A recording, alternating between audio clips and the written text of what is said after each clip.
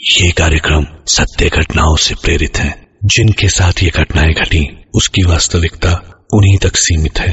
भूत प्रेतों और असामान्य विषयों के होने पर चैनल कोई दावा नहीं करता और ना ही प्रोत्साहन करता है।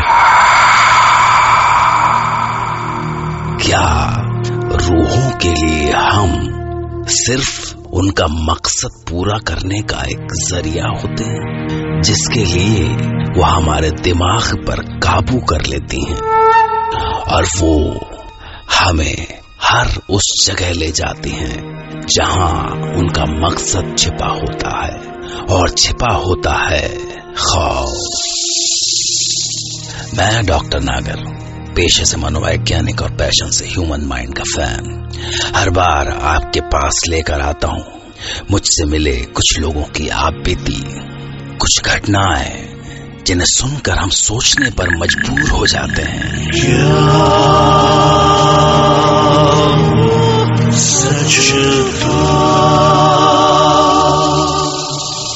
आज हमारे साथ हैं राजस्थान की पल्लवी और वो हमें सुनाएंगी अपने साथ घटी एक सच्ची घटना, जब वो दहशत की अनजानी राहों में खोते खोते बची।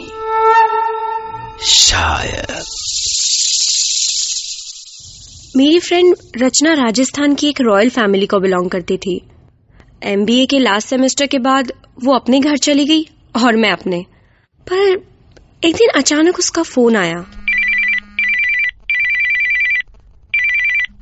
हाय रचना, कैसी है तू?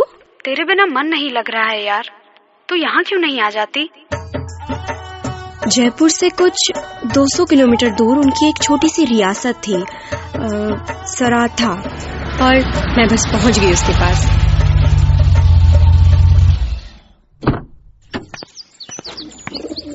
हे पल्लवी, वेलकम। कैसी है तू रचना? ओहो, तू तो काफी मोटी हो गई है। आजकल माँ के हाथ का खाना जो खा रही हूँ। वाह रचना, तेरा घर तो बिल्कुल रॉयल पैलेस है यार। रचना ने अपने पेरेंट्स से इंट्रोड्यूस कराने के बाद मुझे मेरा रूम दिखाया। ये रहा तेरा रूम, ला बैग ला, रख देती हूँ। That's not fair यार, इतने दिनों के बाद मिले हैं हम लोग, and I'm going to stay with you only। यार खूब सारी बातें करेंगे। ओके बाबा, चल साथ ही रहेंगे। रचना ने मुझे बताया कि वो हवेली उनके लिए भी नई थी। पिछले सैकड़ों सालों से प्रॉपर्टी डिस्प्यूट के चलते हवेली बंद पड़ी थी। But you know what, Haveli was awesome. कुछ ऐसी अजीब सी कशिश थी उसकी दीवारों में। ना जाने कितनी यादें समेटी हुई थी अपने में उन दीवारों ने। उस रात हम दोनों की आंखें बातें करते हुए ना जाने कब लग गई। पर आधी रात को अचानक, कौन है? रचना? रचना तो यही है, फिर ये किसकी आवाज है? मैंने उठकर डोर चेक किया, वो अच्छी तरह बंद थे। फिर से वही पायलों की आवाज। मुझे लगा जैसे कोई छोटा बच्चा मुझे देख के पर्दों के पीछे छिपा। Who is there? कौन है? वहां कोई बच्ची थी। मैं बुरी तरह से डर गई थी, पर हिम्मत करके उठकर गई और उठकर पर्दे के पीछे देखने की कोशिश की। तभी क्या हुआ पल्लवी? रचना, तू आधी रात को यहाँ क्या कर रही है? यहाँ कोई था, कोई बच्ची। पगली, वहम हो गया है तुझे। रचना ने मेरी बात को इतना लाइटली क्यों लिया? मैं सोने की कोशिश करने लगी, पर मेरा दिल कह रहा था वो सब वहम नहीं हो सकता। तभी एक आवाज आई। जिया, उठो ना जिया।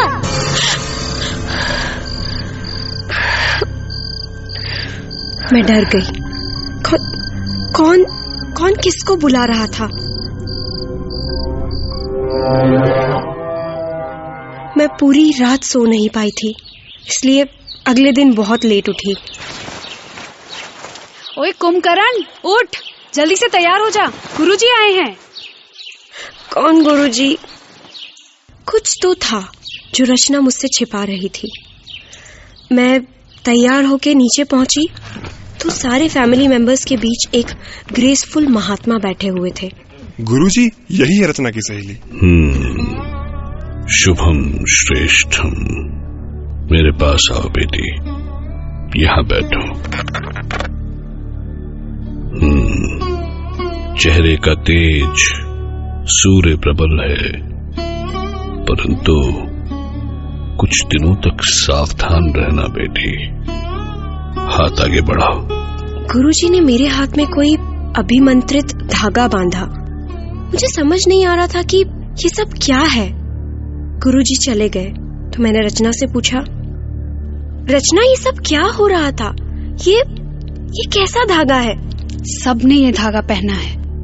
पल्लवी, मुझे पता नहीं तुम कैसे रिएक्ट करोगी, पर सच्चाई ये है कि इस हवेली पे किसी साए का असर है। अब हम सबको उसकी प्रेजेंस महसूस होती है, पर वो दिखी सिर्फ तुम्हें है।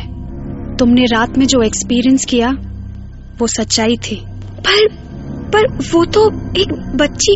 ये धागा बांधने के बाद वो तुम्हें नहीं दिखेगी। उसकी बात सुनकर मैं थोड़ी रिलैक्स्ड हो गई थी। फिर शाम को हम जयपुर सिटी घूम के लौटे तो मैं थककर एकदम चूर हो गई थी और बिस्तर पर मुझे लेटते ही नींद लग गई। पर आज फिर वही आवाज, पर इस बार वो रो रही थी। जिया, जिया।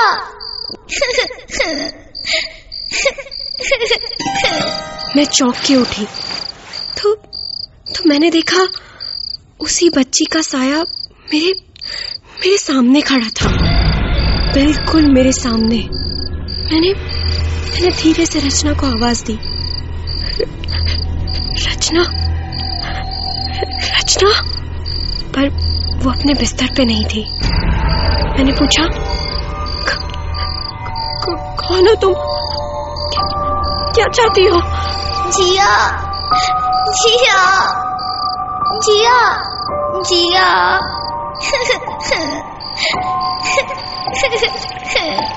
उसकी रोने की आवाज मुझे अंदर तक हिला गई। लगा जैसे वो भी बहुत डरी हुई थी। पर किससे?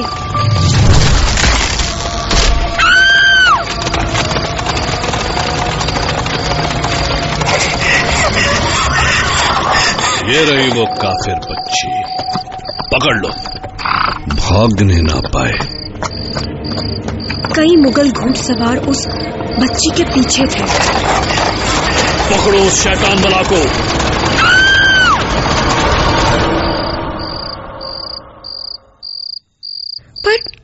पर अगले ही पल वहां सब कुछ एकदम शांत हो गया। बस वो अपने पीछे एक टूटा दरवाजा छोड़ गए थे। पर मुझे अभी भी एक दूर गलियारे से किसी की सिसकने की आवाज आ रही थी।